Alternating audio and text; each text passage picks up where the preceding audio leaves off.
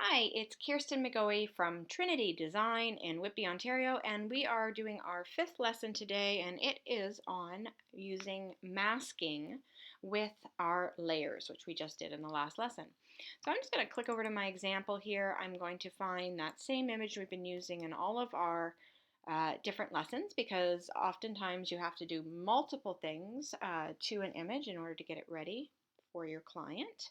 And we're going to open it up in Photoshop.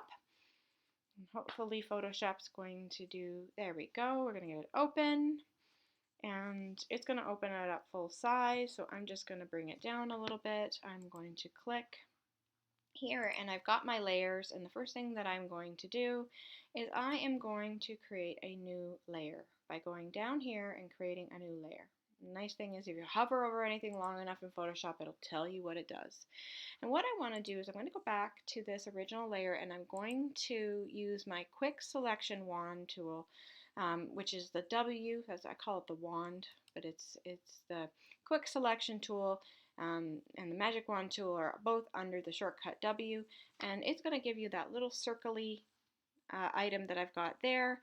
And what I'm going to do right now is I'm going to just quickly go over, I'm going to crop this so that I don't have to deal with the extra background images in this. I'm going to take that quick selection tool again.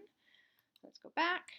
And I'm going to just select the background, because what I want to do is I want to just change that background just slightly so that I have a nice even tone. And I do this quite a bit. You'll see when I did that I missed a whole bunch of him. I missed his arm and I missed his head. So I'm going to go up to select and I'm going to go to inverse. And inverse means that I can go back in and I can select all those little bits that I missed really quickly. I'm going to go in and get the rest of his arm. When your background and your skin tones are similar, sometimes you have to work at it a little bit harder to get what you need. And we're going to get that part of his ear, and we're going to get that part of his hand and that little bit of his hair. Get that all selected, and once that's all done, I'm going to go back and I'm going to select just right here. And if you use that bracket, you can make your selection tool much smaller so you can get right in there for those little tiny bits. Okay, so we've got what we want, and I've got my new layer. And what I want to do is I want to start working on this new layer to create a layer of color. So I'm going to mask out the area that's not selected. And when I click on Add Vector Mask, what it does is it creates a mask on the area that wasn't selected.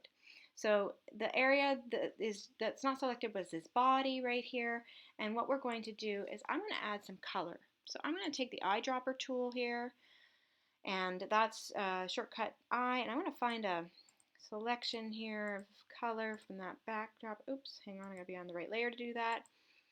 I'm going to find a color that sort of is where I want that backdrop to be. And then I'm going to go back to my original layer. I'm not going to put the color here because remember, anything that's white is going to show up what I put here. So I'm going to go over to the G as my shortcut, and I'm going to bypass the gradient tool and go to my paint bucket. And that little area where the black arrow is, that's my pointer, and I'm dropping in that color. So I'm basically painting that whole white section by dropping it here, and the mask is blocking out the face and the body of the subject. The next thing that I'm going to want to do is go back to that layer mask, and I want to change the feathering on it because that's going to soften the edges and make it look more realistic. And you can move that up and down until you get something very realistic for yourself. And then I'm going to close out of all of that. I'm going to come over to my color, and I'm just going to drop it down to about 30–40% opacity. And then I've got a much nicer color on the background.